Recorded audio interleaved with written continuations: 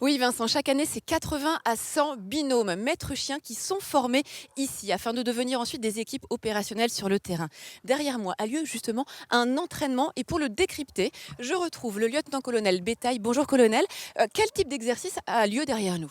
Bonjour, alors on voit derrière nous un exercice, un entraînement d'obéissance, hein. Il s'agit de maintenir en condition opérationnelle l'équipe. Mhm. Donc là actuellement vous voyez évoluer le chien Gringo avec son maître Jérôme et qui réalise devant vous des exercices d'obéissance. C'est la base, c'est le fondement même de toutes nos technicités, quoi. Mhm. Alors les chiens arrivent ici quand ils ont entre l'âge de 1 et 2 ans. Quel est leur parcours? C'est ça, alors le parcours d'un chien, d'abord il faut sélectionner, il faut trouver les animaux, hein, il faut les tester, les sélectionner. Et une fois qu'ils sont achetés, on va d'abord passer par une phase de débourrage qui va durer à peu près 3 mois. Et ensuite, au terme de cette période de débourrage, on associe les chiens à leur maître. Mhm. On crée ce binôme, cette équipe cynophile, maître plus chien. Et le stage débute vraiment à ce moment-là et il va durer 3 mois et demi. Alors actuellement, vous avez des stagiaires qui sont en formation. Comment se passe justement leur formation? Alors la formation qui a débuté effectivement au mois de septembre se déroule jusqu'à quasiment la fin de l'année. Donc leur formation se déroule en différentes étapes avec des phases d'apprentissage, des phases d'examen.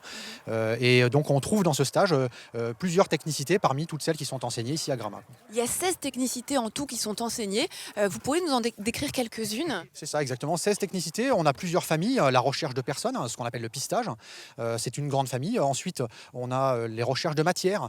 Donc, les chiens qui recherchent des stupéfiants, des billets de banque, des explosifs. Voilà. Donc, c'est un peu la deuxième grande famille. Et à cela s'ajoutent les techniques dites de défense. Donc, le mordant, on enseigne à nos chiens de défense le mordant, quoi. Là, j'ai l'impression qu'on a un binôme qui est très, très, très soudé et très efficace derrière nous, hein. Alors effectivement, hein, cette équipe constituée de Gringo et de Jérôme, hein, est très avancée. C'est un de nos cadres formateurs ici au centre. Et donc vraiment, c'est quelqu'un qui a poussé le travail de dressage à un niveau très élevé, quoi. Alors en race, on a le malinois et d'autres chiens quand même. On n'a pas que le malinois, effectivement. On a aussi des bergers allemands, bien sûr, historiquement. Et on a en gendarmerie quelques springers, des springers spagnols.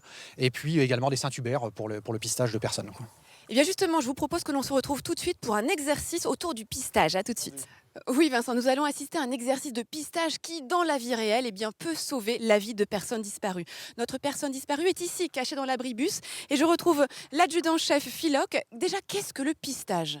Alors le pistage est de la discipline qui consiste à faire retracer par le chien un itinéraire emprunté par une personne depuis le dernier lieu où elle a été aperçue. Comment on met le chien au travail? Comment on lui dit maintenant il faut que tu cherches?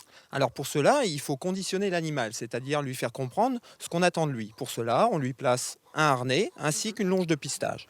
On utilise également un vêtement qui sert de référence olfactive pour que le chien sache quelle odeur il doit retrouver sur le tracé.